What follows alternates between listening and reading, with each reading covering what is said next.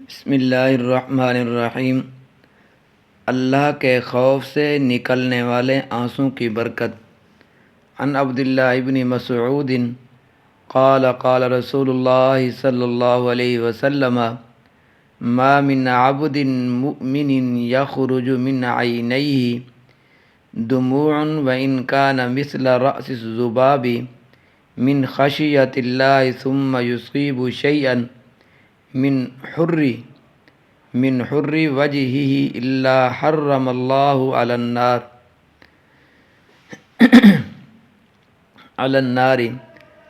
حضرت عبداللہ بن مسعود رضی اللہ تعالی عنہما سے روایت ہے کہ رسول اللہ صلی اللہ علیہ وسلم نے ارشاد فرمایا، اللہ کے خوف اور ہیبت سے جس بندہ مومن کی آنکھوں سے کچھ آنسو نکلیں، اگرچہ وہ مقدار میں بہت کم ہوں، مثلا مکھی کے سر کے برابر یعنی ایک قطرہ ہی کے بقدر ہوں، پھر وہ آنسو بہہ کر اس کے چہرے پر پہنچ جائیں تو اللہ تعالیٰ اس چہرے کو آتش دوزخ کے لیے حرام کر دے گا۔ سبحان اللہ۔ مطلب یہ ہے کہ جو چہرہ خوف خدا کے آنسوں سے کبھی تر ہوا ہو، اس کو دوزخ کی آگ سے بالکل محفوظ رکھا جائے گا اور دوزخ کی آنچ کبھی اس کو نہ لگ سکے گی،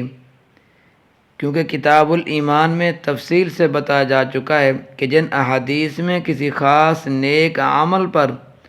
آتش دوزخ کے حرام ہو جانے کی خوشخبری دی جاتی ہے تو ان کا مطلب اور مقصد عام طور سے یہ ہوتا ہے کہ اس نیک عمل کا ذاتی تقاضا اور خاصہ یہ ہے اور اللہ تعالیٰ اس عمل کرنے والے کو جہنم کی آگ سے بالکل محفوظ رکھے گا،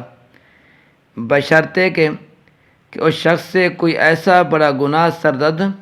نہ ہوا ہو جس سے تقاضا اس کے برعکس جہنم میں ڈالا جانا ہو، یا اگر کبھی ایسا گناہ اس سے ہوا ہو تو وہ اس سے توبہ طیب ہو چکا ہو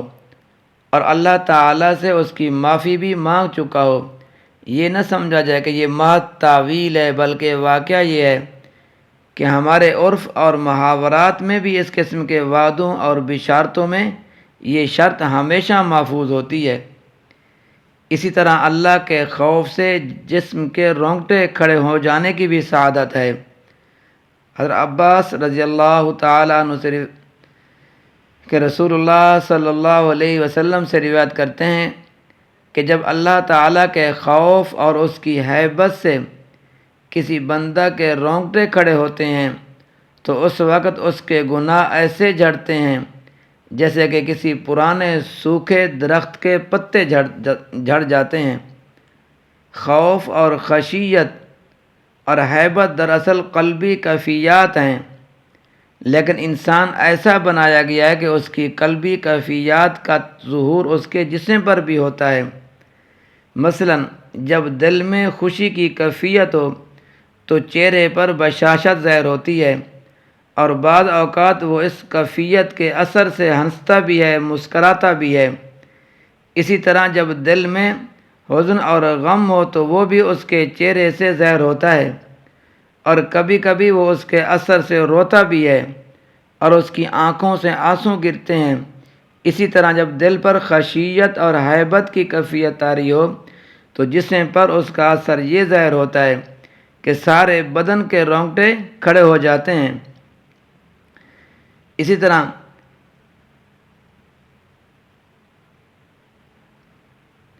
پس اس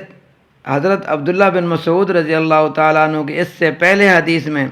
جس طرح اللہ کے خوف سے آنسو گرنے پر آتش دوزخ کے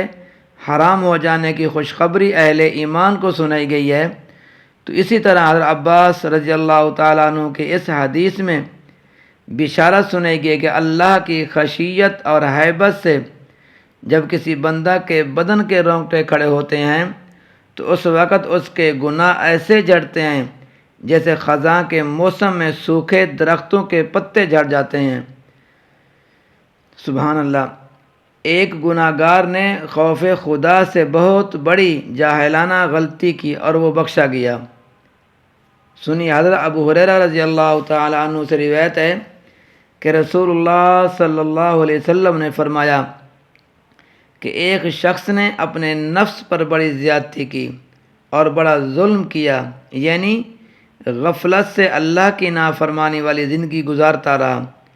جب اس کی موت کا وقت آیا تو اپنی پچھلی زندگی کو یاد کر کے اس پر اللہ کے خوف کا بہت زیادہ غلبہ ہوا اور آخرت کے برے انجام سے وہ بہت ڈرا، یہاں تک کہ اس نے اپنے بیٹوں کو وصیت کی کہ جب میں مر جاؤں تو تم مجھے جلا کر راکھ کر دینا، پھر تم میری اس راکھ میں سے آدھی تو کہیں خشکی میں بکھیر دینا اور آدھی کہیں دریا میں بہا دینا، تاکہ میرا کہیں پتہ اور نشان بھی نہ رہے اور میں جزا اور سزا کے لیے دوبارہ زندہ نہ کیا جاؤں۔ اس نے کہا کہ میں ایسا گناہ گار ہوں کہ اللہ کی قسم اگر خدا نے مجھے پکڑ لیا تو وہ مجھے ایسا سخت عذاب دے گا جو دنیا جہان میں کسی کو بھی نہ دے گا۔ اس کے بعد جب وہ مر گیا تو اس کے بیٹوں نے اس کی وصیت پر عمل کیا، جلا کر اس کی راکھ کو کچھ ہوا میں اڑا دیا اور کچھ دریا میں بہا دیا۔ پھر اللہ کے حکم سے خشکی اور تری سے اس کے اجزاء جمع ہوئے اور اس کو دوبارہ زندہ کیا گیا۔ پھر اس سے پوچھا گیا کہ تو نے ایسا کیوں کیا؟ تو اس نے عرض کیا، اے میرے مالک، تو خوب جانتا ہے کہ تیرے ڈر سے ہی میں نے ایسا کیا تھا۔ تو رسول اللہ صلی اللہ علیہ وسلم نے یہ واقعہ بیان فرما کر ارشاد فرمایا کہ اللہ تعالیٰ نے اس بندے کی بخشش کا فیصلہ فرما دیا۔ سبحان اللہ۔ تو اس حدیث میں رسول اللہ صلی اللہ علیہ وسلم نے پہلے زمانہ کے جس شخص کا یہ واقعہ ذکر فرمایا ہے، یہ بیچارہ خدا کی شان اور اس کی صفات سے بالکل ناواقف تھا۔ دوسرے لفظوں میں اس طرح کہیں، یہ بالکل ان پڑھ تھا، جاہل آدمی تھا، اس کو کچھ بھی علم نہیں تھا اور اعمال بھی اچھے نہ تھے، لیکن مرنے سے پہلے اس پر خدا کے خوف کی کیفیت اتنی غالب ہوئی کہ اس نے اپنے بیٹوں کو ایسی جاہلانہ وصیت کر دی اور بیچارہ سمجھا کہ میری راکھ کے اسی طرح خشکی اور تری میں منتشر ہو جانے کے بعد میرے پھر زندہ ہونے کا کوئی امکان نہیں رہے گا۔ کیوں؟ اس کے پاس علم نہیں تھا، یہ جاہلانہ طریقہ اس نے اپنایا، لیکن اس جاہلانہ غلطی کی منشا اور سبب چونکہ خدا کا خوف اور اس کے عذاب کا ڈر تھا، اس لیے اللہ تعالیٰ نے اس کو بخش دیا۔ جس طرح حدیث شریف کے حدیث کے لفظ بھی آتے ہیں، لئن قدر اللہ علیہ، تو اس کے بارے میں شارحین نے بہت کچھ باتیں کی ہیں، لیکن سیدھی بات یہ ہے کہ خدا کے خوف سے ڈرے سہمے ہوئے بیچارے ایک جاہل کی یہ جاہلانہ تعبیر تھی، تو اللہ تعالیٰ کے کرم نے اس کو بھی معاف کر دیا۔ تو اس کا مطلب بیچارہ کا یہ تھا کہ اللہ کا ڈر، اللہ کا خوف بہت بڑی چیز ہے۔ جس انسان کے دل کے اندر اللہ کا ڈر آ جائے، اللہ کا خوف آ جائے کہ مرنے کے بعد میں نے اللہ کے سامنے کھڑا ہونا ہے اور جتنی میں نے زندگی بسر کی ہے اللہ کی فرما برداری کے اندر، یا خدا نخواستہ میں نے اللہ کے حکم کی عدولی کر کے اللہ زندگی بسر کی ہے، میں اللہ کے حضور کھڑے ہو کر میں کس طرح جواب دوں گا؟ ہم یہ تو کہتے ہیں نا، فلاں یہ کر رہا تھا، فلاں یہ کر رہا ہے، اگر میں کر لوں گا تو کیا ہو جائے گا؟ میرے دوستو، ہر آدمی نے، ہر انسان نے، ہر شخص نے